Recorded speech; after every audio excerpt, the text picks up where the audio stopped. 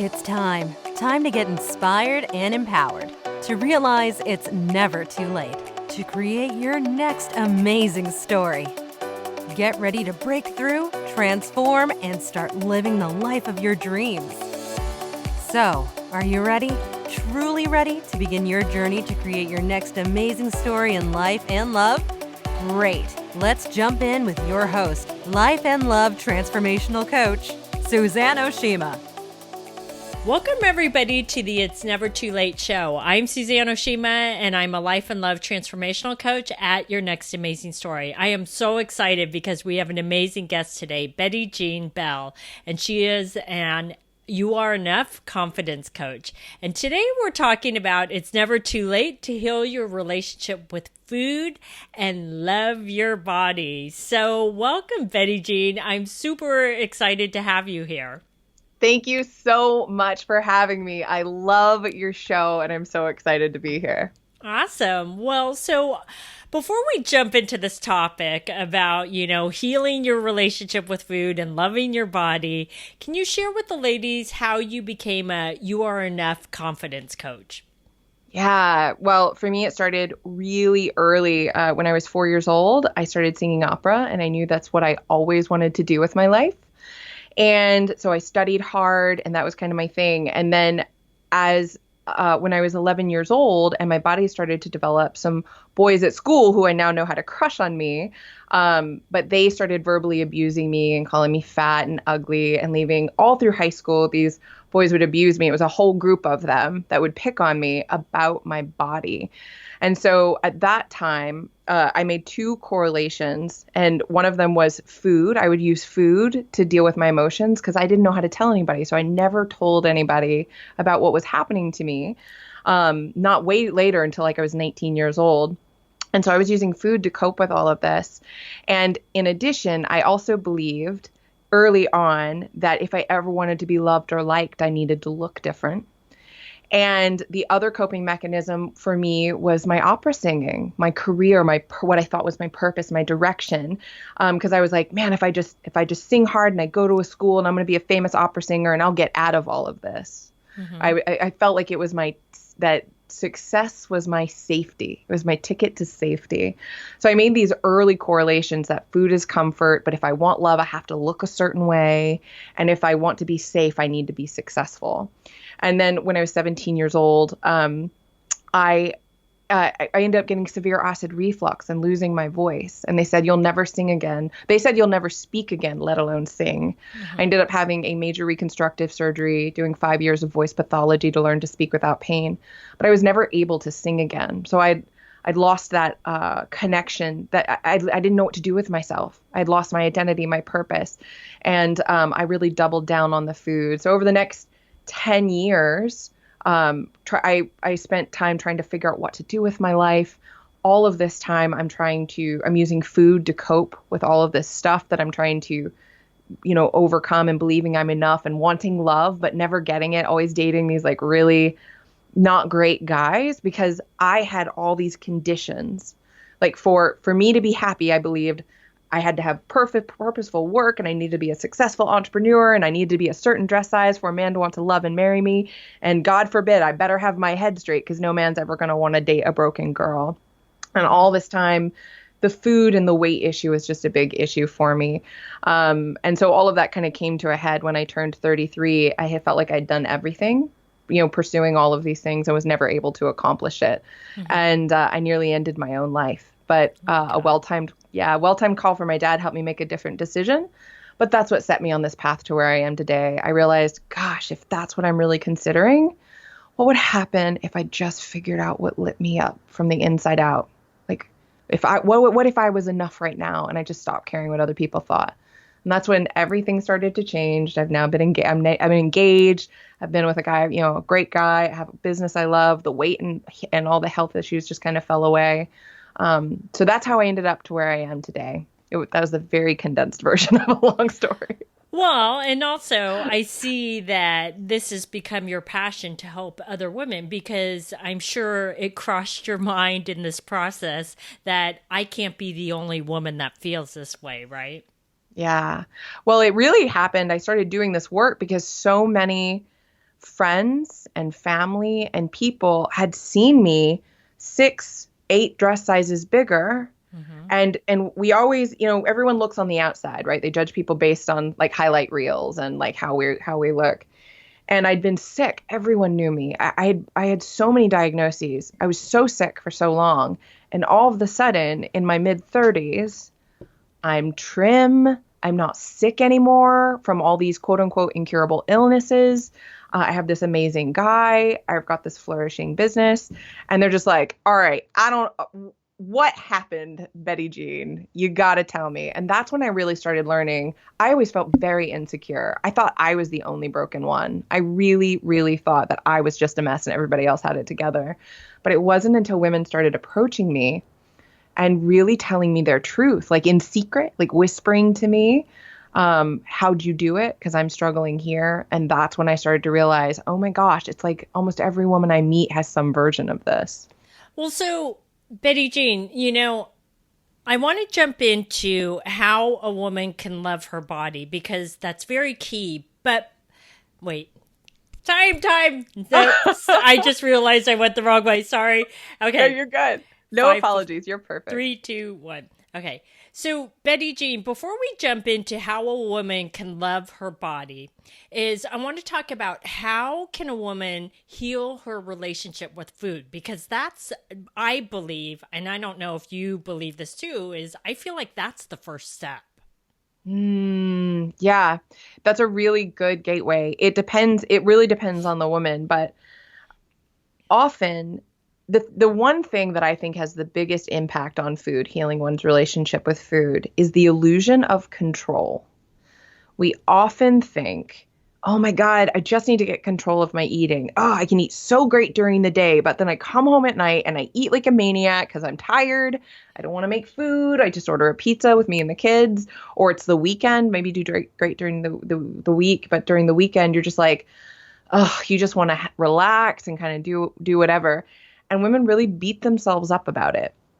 And they just feel like, why is it that I can do really great in the morning and then I'm so out of control and I just need to get control or find a diet that I can live with that fits for me. And what I believe the issue is that's we are looking outside of ourselves for an answer in diets, in control, in some sort of give me a tool or a hack or a mechanism that will help me get control of my eating. And I have found that it's the actual control, that white knuckling, that compels us to overeat, that compels us to lose control with food. Because we're like, it's this idea that it has to be this way. Like, this is only going to work. I'm only going to lose weight if I work really hard, if I train really hard, if I just eat a whole lot less, or whatever beliefs we have. And there's this like white knuckling stuff that kind of makes it like, those are the bad foods. And then these are the good foods. And I'm only a good girl if I eat the good things. And then sometimes I have treats, right? And like, I'm being bad. But the more we try to control and label these things, the more out of control we get. But when we come at it as, and that's also and really that's a good picture of when we feel like we're out of control in some way, we often believe that we are deficient. We're coming from this place of I'm broken, I need fixing, I'm not enough, like I have this wrong. When really, when we just take just a great big breath, because often when we feel like we're trying to control or we feel like we're broken, like our physical body gets super restricted. I hear it in women's voices. Being an opera singer, I always hear everybody's voices. So when a woman's talking to me and she's like, oh, I did it again. Like I can hear the stress in her chest, in her back, in her shoulders, and in her vocal cords. It's like super tight. And so it's really just the idea of what would happen if you just think to yourself, you know what? It's just a freaking cookie. They're just Doritos, right? And you can actually think about it like on a vocal standpoint, which is so funny. I never talk about vocal stuff, but like it's here today. Like, But when you think about the actual breath of going, and like making that sound, like your shoulders relax, your back relaxes, your vocal cords relax, every part of you relaxes. And it also kind of believes like, I'm good. Like, I just want to feel good. I just want to be happy. I just want to relax. And a lot of the time, women will associate happiness or something or comfort or love or whatever with food. When really it's just there's a feeling of safety, of enoughness that they're actually craving, of comfort, of love or whatever. So I believe one of the best ways to get control of eating and to heal that relationship with food is by having a deep dive into awareness around where we're trying to control and what meanings we're assigning to that control, what labels, because there are no bad foods. There are no good foods. Like, I was sick with serious illnesses for most of my life. And those serious illnesses required me to eat certain ways in order to heal. And a lot was at stake, right? But if we have this concept, this idea like, oh, there's a lot at stake here. I need to get control of this. Again, it's that tension, and it's that the very fact that we're trying to control it so hard, it's like holding sand. Yeah.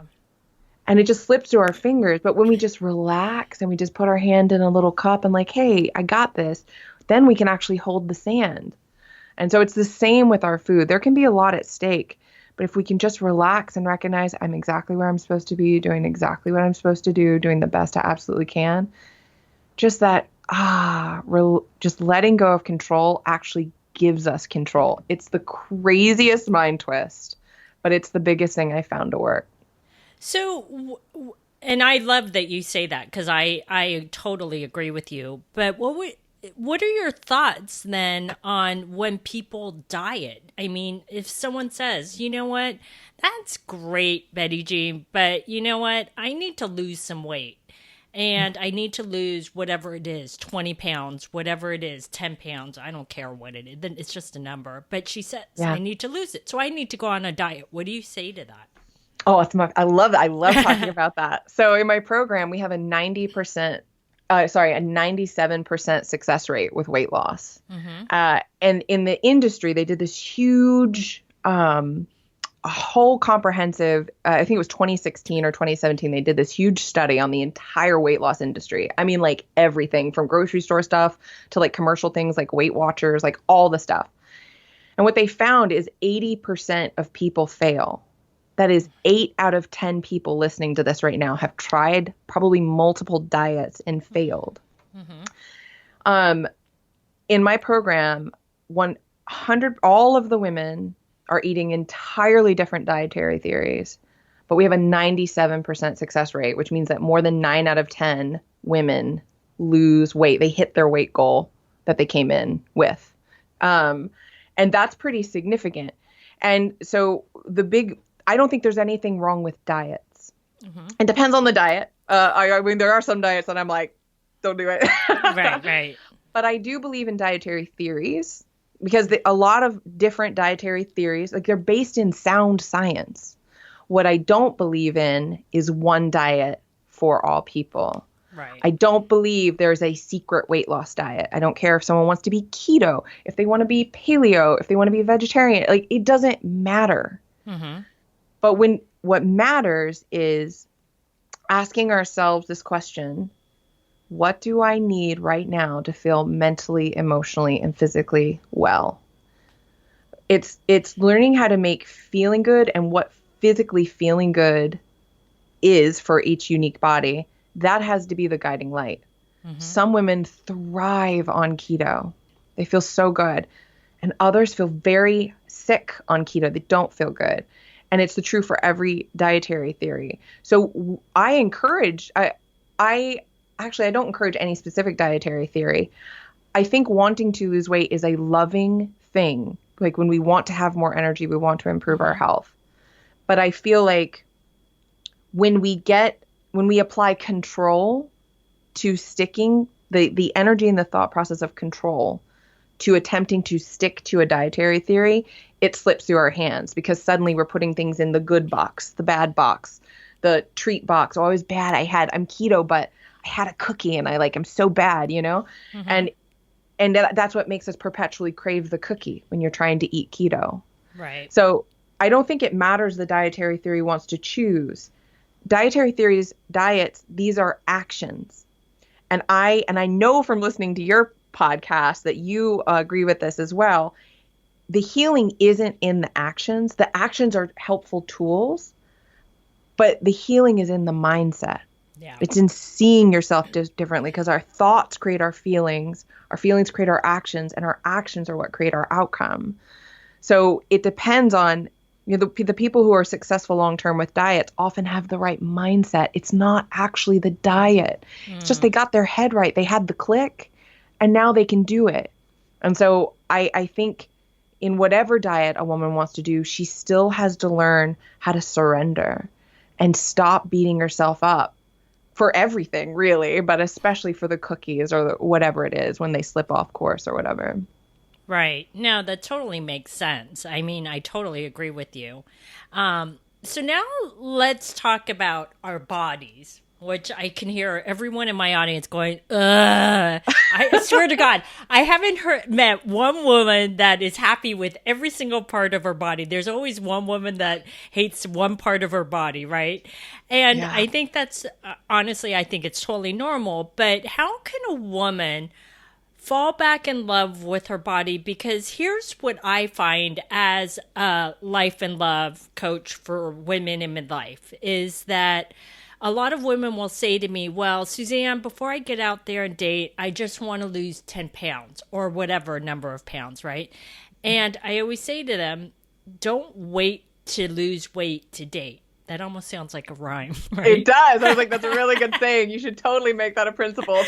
But it's so true, because here's the thing that I believe, and you can tell me, obviously, if you agree or disagree, is that you first need to fall in love with your body and be comfortable with your body and how it looks, and before any man can love your body. Because if you don't love your body, then how can you expect a man to accept your body and love your body and love you? Because when you don't even love yourself, right? Yeah. And so my question for you is, I know you have 5 ways that a woman can fall in love with her body again. Can you share with us what those things are? Because now every woman is going, okay, I get it. Now tell me how to do it. I get it. Well, I completely agree with you, especially when it comes to dating. But when we put conditions on our body, when we're putting conditions on love in general, that's not love. We want to be loved unconditionally, yet we're putting conditions on this. Like, I want a man who just loves me the way I am in all my seasons. Oh, but I got to lose 10 pounds before I attract him. It's like, wait a second. If you have to lose 10 pounds to attract your ideal guy who will love you in all your seasons, you're not going to get that. You're going to get a guy who loves you because you're 10 pounds lighter, because that's who you are. That's the vibration. That's what you're putting out there energetically. I've been there. I believed that. And I got the kind of like textbook hot. I did all these photos, and I was like this itty bitty thing that worked out way too much and ate way too little. And all I attracted were these guys who valued me because of how I looked. And if anything changed about me, it was awful. It was a terrible feeling. My now fiance met me when my energy had changed, but I was at my physical biggest because I hadn't healed. I was sicker. And now, like, I've just gotten better with age. And I'm like, that's why he deserves me, is because he loved me when I didn't have any of the things that I have now. So I think understanding that and kind of breaking that down into how a woman can start loving her body. I had kind of put the food and the body stuff together, but I would say the surrendering control, it becomes surrendering conditions. Spending time paying attention. What are all these conditions? When we want to be loved unconditionally, that means we have to love ourselves unconditionally. Yes. So step 1 is spending time, like working with someone like you, spending time building awareness around what conditions am I putting on myself? Saying, I can't love myself until X happens, X happens, X happens. And spending some time building some awareness around those, writing down a list and bringing those to the light. And then Step 2 is letting yourself off the hook. Like looking at all these conditions and really kind of going Byron Katie on it a little bit and asking yourself, I'm saying I'm not lovable. I'm not going to love myself. It's turning it around. I believe a man's not going to love me until I'm 10 pounds lighter. Turn it around. I'm saying I can't love me until I'm 10 pounds lighter. Is that true? And it's not, because you're like, no, I want to love me now, right? That's the truth of it. We want to feel loved now by ourselves and by other people. So I think it's really like, oh, that's not true. I am enough right now. And so it's deep diving into letting yourself off the hook with all these conditions. And Reagan's like, I don't want to be loved conditionally. I want to be loved unconditionally. And that starts with me. Yeah. So that's like kind of step 2. And then kind of an energy to carry with us would be step 3. So here, originally when I was making my notes, I wrote, it's just food.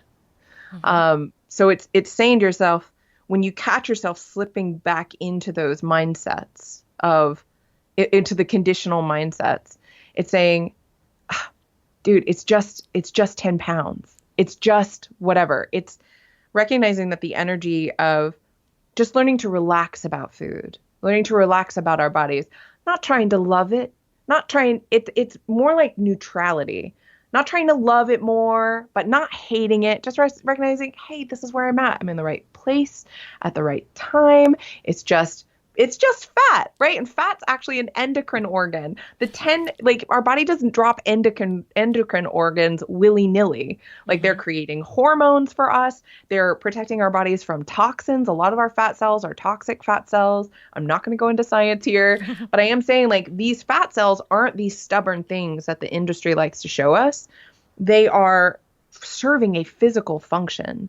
And for many women, fat is actually body fat is the protection. It's the armor she's put on between her and the world because she doesn't feel safe. And we eat foods. Like, what is the relationship you have with food? Is it love? Is it safety? Is it, I miss my parents and we used to always have donuts when they were here?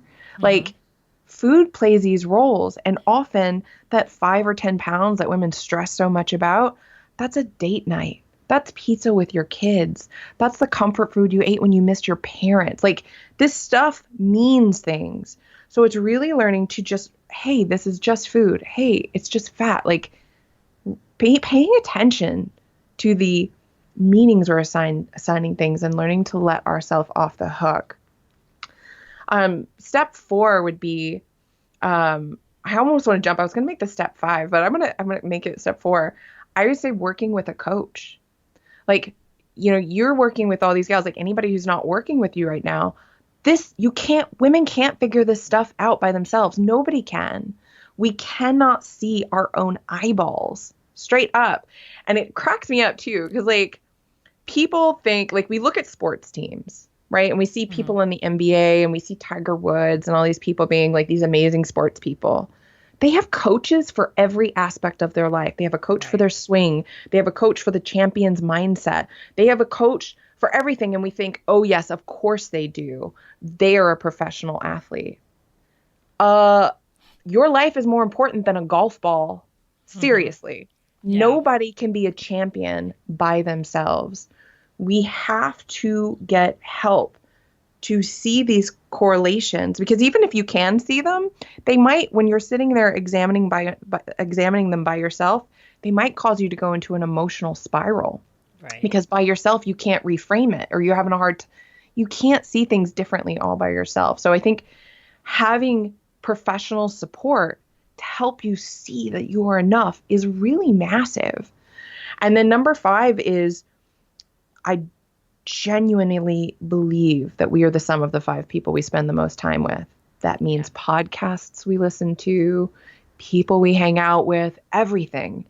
And often our family and coworkers, these are amazing human beings, but they aren't the kind of people, they aren't on the same path as you. And often you guys, we all share the same vices or the same struggles or the same tumultuous history with those folks. So I feel like being in an immersive setting with people who are on that same path, working towards the same goal, who get it, and who are just delusional enough together to believe in the impossible, to believe in something that you haven't created before. And I feel like when you put all of that together, being around women who genuinely believe, dang it, I'm going to learn to see myself with love, or I'm going to attract this amazing guy and I'm going to feel like enough, having the coach and the guidance to help you see those blind spots and reframe. And then doing those 3 things that we talked about before, the surrendering control, looking at your triggers where you don't think, the conditions you're putting on your body and your life, and then learning to just surrender that. Hey, it's just food. Hey, it's just body weight. I think that's a real recipe for creating that transformation of being able to genuinely see yourself with love, but not even trying to love it more, not trying to hate it, just coming from this place of I am enough, this neutral place.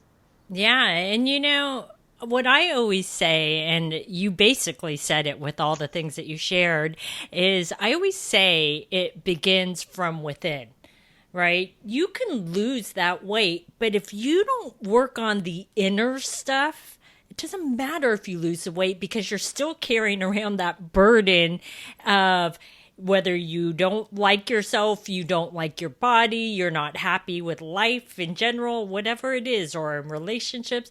It's you got to work on the inner stuff, because you got to be whole inside. It has nothing to do with the weight. Totally. And I've actually had a lot of clients who I've gotten to work with over the years, because I've been doing this particular work for about 4 years. Mm-hmm. And some gals come to the program who are already at their goal weight. Yeah. And then they got here and they're like, oh, I thought I would feel better, but I look in the mirror and I still hate what I see.